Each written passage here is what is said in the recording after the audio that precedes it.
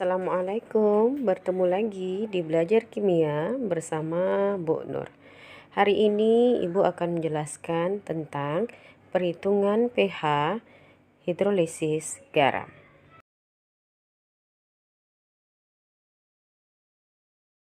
pH garam yang pertama yaitu garam yang berasal dari asam kuat dan basa kuat.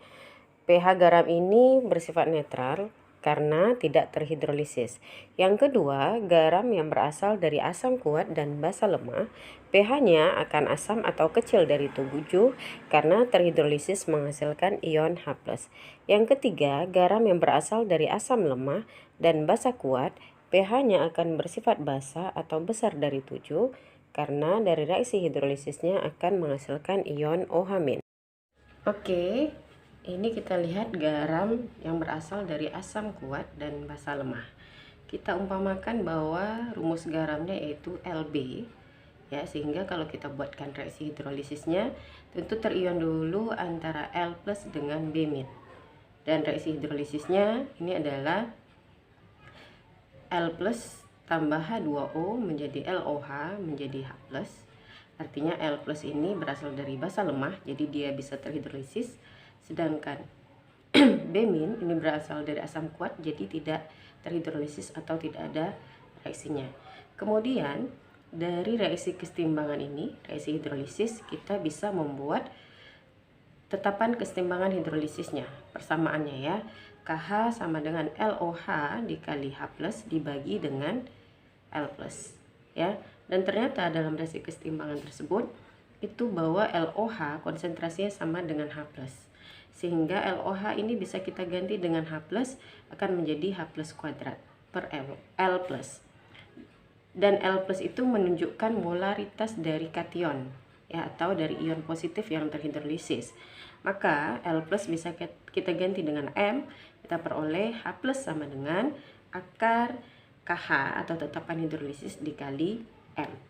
Dan apabila tetapan hidrolisis kita jabarkan dengan menggunakan KB dan KW, maka KH sama dengan KW per KB. Sehingga pada akhirnya kita akan memperoleh persamaan H+ dari hidrolisis garam, yaitu H+ sama dengan KW per KB kali M, di mana KW adalah tetapan kesetimbangan air, KB itu adalah tetapan ionisasi basa lemah, ya. M itu adalah molaritas dari kation yang terhidrolisis. Oke, yang ini adalah garam dari basa kuat dan asam lemah. Jadi dimisalkan di sini rumus garamnya adalah La. Ya, kemudian tetapan hidrolisisnya kita jabarkan dulu menjadi ionnya, yaitu tentu L+ tambah amin. Yang terhidrolisis berasal dari asam lemah, yaitu amin saja, sedangkan L+ karena berasal dari basa kuat jadi tidak ada reaksi.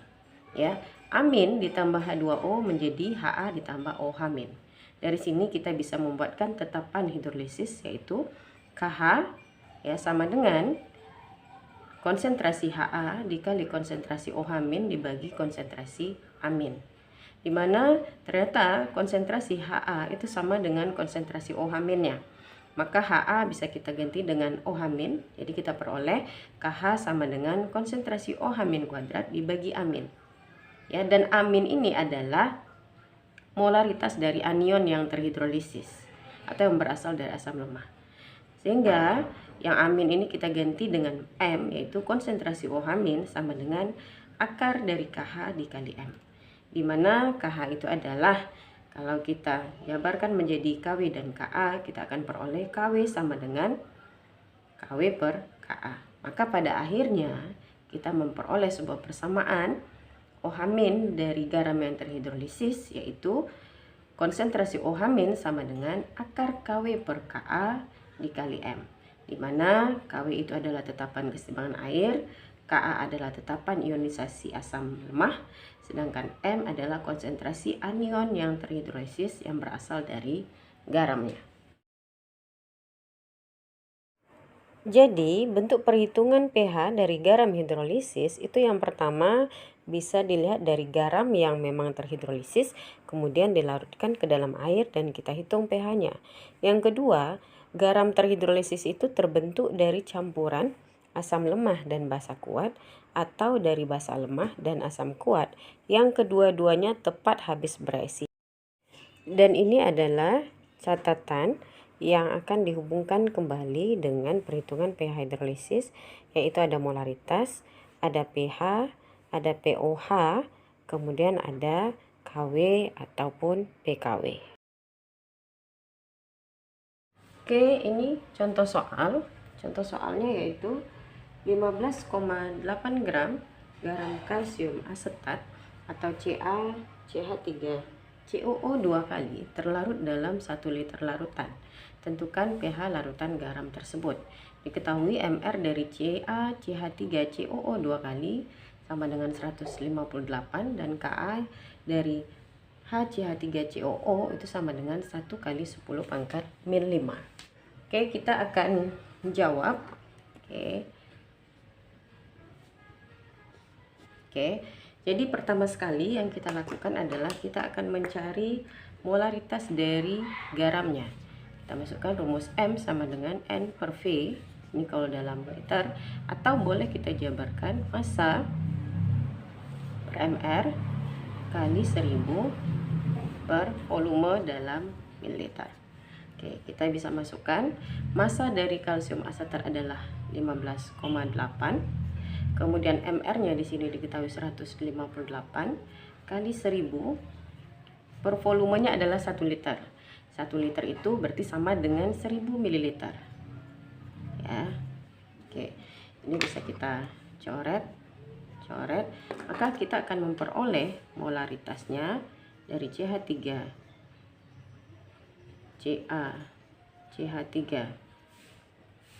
COO 2 kali ini sama dengan 0,1 molar. Kemudian kita lanjutkan, mungkin kita akan membuat reaksi ionisasi dari CaCH3COO 2 kali supaya kita tahu molaritas dari ion yang terhidrolisis.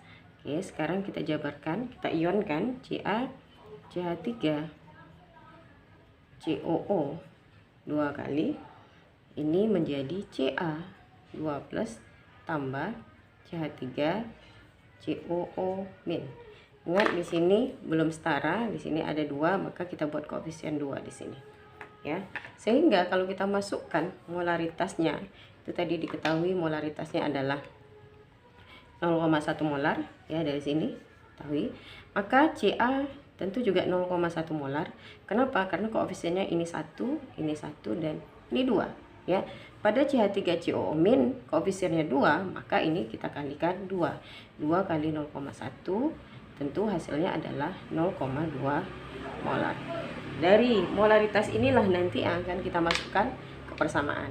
Oke, namun sebelum masuk persamaan, kita lihat dulu ya. CaCH3COO 2 kali ini merupakan garam yang berasal dari basa kuat dan asam lemah, sehingga yang akan terhidrolisis itu adalah hanya berasal dari asam lemahnya saja, maka yang ini akan terhidrolisis ya, CH3COO min. Sedangkan pada Ca ini tidak ada reaksi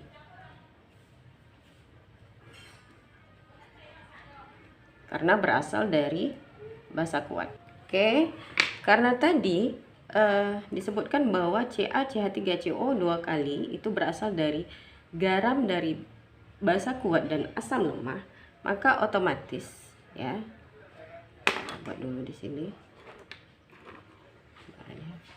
CaCH3COO 2 kali ini tentu kita akan memperoleh yaitu pH-nya adalah basa. Kenapa? Karena berasal dari basa kuat dan asam lemah. Dari sana baru kita masukkan persamaan, yaitu yang kita cari karena di sini adalah basa, tentu konsentrasi OH- sama dengan akar KW per Ka kali M. Oke. KW itu adalah 10 pangkat min 14. Ka-nya ini 10 pangkat min 5. Nah, molaritasnya tentu yang kita masukkan adalah yang ini. Nah, ya, yang akan kita masukkan. Ini dia. Oke. Ini dikali dengan 0,2 molar. Sehingga kita akan memperoleh yaitu 10 pangkat min 9. Ini 10 pangkat min 14 dikurang dengan 10 pangkat min 5. Ya, kurang, maka kita peroleh 10 pangkat min 9 kali 0,2 atau 2 kali 10 pangkat min 1. Ya, kira-kira seperti ini perkaliannya. Maka kita peroleh yaitu 2 kali 10 pangkat min 10. Oke. Maka konsentrasi OH min ini sama dengan akar 2 kali 10 pangkat min 5. Dari sini baru kita lanjut POH dulu. POH sama dengan 5 dikurang log akar 2, ya. Kemudian baru masuk ke pH. pH sama dengan 14 dikurang 5 kurang log akar 2, itu sama dengan adalah 9 ditambah log akar 2. Atau jika log akar 2 itu kita jadikan angka, kita akan peroleh pH-nya itu adalah 9, ini 0,15 maka 9,15. Oke, soal berikutnya yaitu 50 ml larutan NH3 dicampurkan dengan 50 ml larutan HCl 0,1 molar. Tentukan pH campuran. Diketahui Kb dari NH3 yaitu 1 kali 10 pangkat min 5. Oke, dari sini kita mencari mol dulu, ya. Mencari mol yang berasal dari molaritas. Dan kita coba jawab. Ya. Ingat rumus molaritas itu sama dengan N per V. Sehingga N sama dengan tentu M dikali V. Maka kalau kita tentukan di sini mol dari NH3 itu sama dengan M dikali V. M-nya adalah 0,1. V-nya adalah 50. Ini kita akan memperoleh sebesar 5 milimol. Begitu juga untuk mol dari HCl. Sama M dikali V. Kita masukkan angkanya 0,1 juga kali 50 mili. Itu akan kita peroleh 5 milimol. Kemudian karena di dalam soal ini yaitu merupakan suatu campuran, ya, garamnya itu terbentuk dari reaksi basa, jadi NH3 ini adalah basa lemah, HCl adalah basa kuat, maka kita buat persamaan reaksinya dulu. Itu NH3 ya ditambah dengan HCl itu akan terbentuk garam NH4Cl. Ya, dari sini baru kita masukkan mol-mol yang ada. Kita buat di sini mula-mula bereaksi, kemudian sisa. Ya, mula-mula di sini adalah 5 milimol. Ini dia. Kemudian HCl-nya juga 5 milimol. Nah, kemudian kita lihat koefisiennya juga 1, 1, 1. Dan molnya juga sama-sama 5 milimol. Artinya yang bereaksi itu juga sama, yaitu sebesar 5 milimol, yang ini juga 5 milimol. Dan NH4Cl yang terbentuk tentu juga 5 milimol.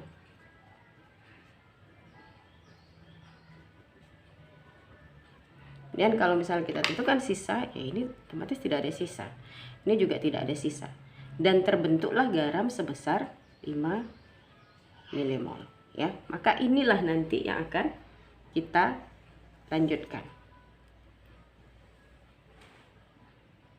Kemudian dari mol garam yang sudah diperoleh tadi, maka kita lanjutkan untuk mencari molaritasnya atau mengubahnya menjadi molaritas. Kita masukkan lagi rumus M sama dengan N per V, ya. Dan ingat V-nya di sini adalah V total. Kita gunakan V setelah dicampurkan. Maka N-nya adalah 5 milimol. volumenya juga, karena di sini dalam milimol, volumenya tentu juga harus dalam mililiter, yaitu 50 ditambah 50 mililiter ya. Kita peroleh 5/100 ya. Sehingga kita akan memperoleh itu molaritasnya sebesar 0,05 molar. Oke, kemudian karena kita sudah memperoleh molaritas dari garamnya, maka kita ionisasikan dulu. Sebaiknya kita ionisasikan dulu garamnya, yaitu garam NH4Cl ya, supaya kita tahu yang mana yang terhidrolisis dan yang mana yang tidak terhidrolisis. Oke. Jadi tadi di sini adalah 0,05 molar yang dari sini ya. Koefisiennya 1:1:1, artinya koefisiennya sama. Tentu di sini juga 0,05 molar. Ini juga 0,05 molar.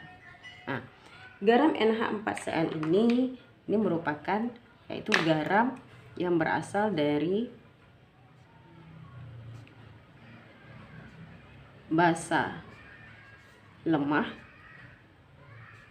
dan asam kuat. Ya. Sehingga nanti kalau pH-nya yang kita dapatkan itu tentu pH-nya adalah asam. Ya. Kemudian di sini kita tentukan yang NH4 ini berasal dari basa lemahnya. Maka ini terhidrolisis. Sedangkan Cl ini kita katakan tidak ada reaksi karena berasal dari asam kuatnya.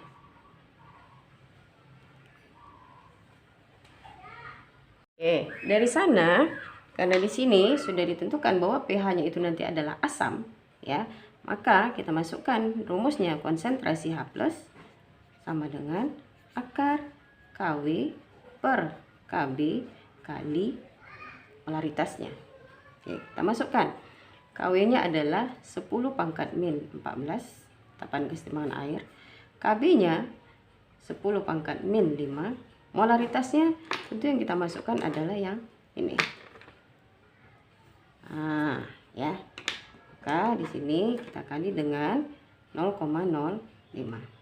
Kita peroleh 10⁻⁻14 dikurang 5 itu kita peroleh 10⁻⁻9 ya.